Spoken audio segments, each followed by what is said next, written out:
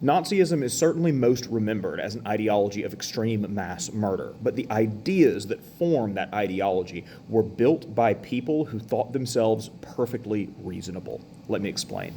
Hey, I'm Buck. I'm a scholar of Nazism and the Holocaust. If that sounds like stuff you're interested in, then hit those buttons so the algorithm brings you back. Let's learn something.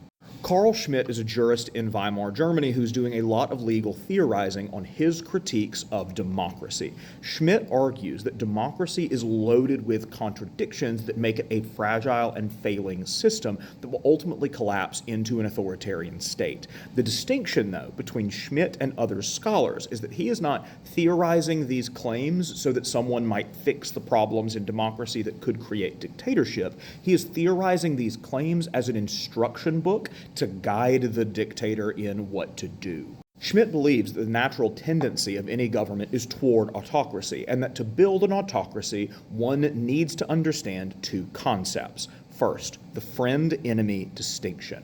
Schmitt argues that all of life's understanding is drawn from the distinction between things. So aesthetic is beauty and ugliness. Music is pleasant music and unpleasant music, and so on. Schmitt believes that the distinction in politics and law is friend-enemy, and that all politics operates on the understanding that there are friends that you help and enemies that you destroy. But who can define who gets helped and who gets hurt? And under what conditions can someone be helped or hurt? Schmitt argues that this person is the sovereign, and that the sovereign is the one who determines the state of exception, or the exceptions to the normal rule of law.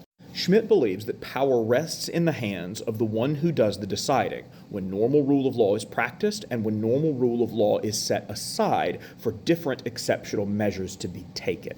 These two notions combine together to create a recipe for absolute disaster, that if the sovereign determines when law does not apply, and law, whether or not it is regular law or the state of exception, is all about rewarding friends and punishing enemies, then you have a system where a dictator can say, those people are the enemies, the rules do not apply to them, punish them maximally. And we see, of course, the resulting crises and human rights violations and mass murders of the Second World War as the ultimate result.